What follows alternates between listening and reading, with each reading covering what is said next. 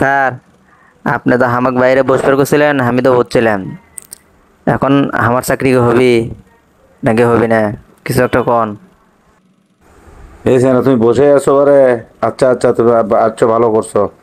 তে তোমার বাড়ি যেহেতু গাবতলি থানায় জয়বাবা গ্রামে, তো টেকা তো তোমার কাছে বেশি চাওয়ার পাবো মোটামো না। টেকা তো আমি একলা খাবো না, ওপর মহলেও টেকা দেওয়া লাগবে। তে তুমি এই করো, 7 লাখ টাকা দাও, তোমার চাকরিটা আমি কনফার্ম করে দিয়ে দিই। আর তুমি তো প্রথম শুরু থেকে যে বেয়াদবিগুলো করছো বুঝছো, তো এগুলা করা আসলে কিন্তু ঠিক না। তা তুমি টেকা 7 লাখের ব্যবস্থা করো, আমি দেখি ওপর মহলে কথা বলে আমি একটু ব্যবস্থা করে দিচ্ছি আমি তোমার। বাহ স্যার বাহ, আপনি তো খুব নাটক করবে মান দেখিচ্ছি। আপনি কি মনে করছেন আমি কিছু শুনিনি? আমি তো গেটের বাইরের থেকে সবই শুনছি। আপনি তো আগে যে ক্যান্ডিডেট ছিল ওর কাছ থেকে চাচ্ছেন 5 লাখ, আর আমার কাছ থেকে চাচ্ছেন 7 লাখ। এটাই কি বাড়ির কাছে বাড়ির পরিচয়? আমি তো কিছু বুঝিচ্ছি না। রে চেংরা কি আমার পরিকল্পনা ধরে ফেলে দিল নাকি? বুঝতে পারছে কিছু? তাহলে তো সমস্যা হয়ে যাবে আমার। স্যার, মাথা হাত দিয়ে তো এখন লাভ নাই। আমি তো সবই শুনছি বাইরে থেকে।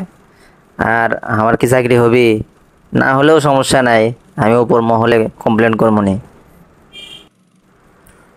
আরে ধরু চেংরা, তুমি কি কও? চিন্তা করবো কে? আমি তোমার কাছে টেকার কথা কইছি, তোমার যদি টেকা থাকে আর লাখ তিনেক টাকা দাও। এখন এটা উপর মহলে অনেকেই টাকা পয়সা চায়, টাকা পয়সা না হলে থেকে খুশি হওয়ার যায় না। তে তুমি লাখ তিনেক টাকার ব্যবস্থা করো, ঠিক আছে?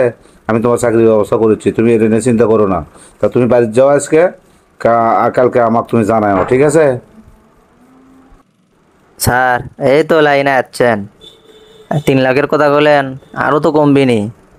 সমস্যা নাই, আপনার চা নাস্তা খাওয়ার জন্য যা লাগে সব ব্যবস্থা করবো নি। তাহলে আসি আজকে স্যার, আসসালামু আলাইকুম।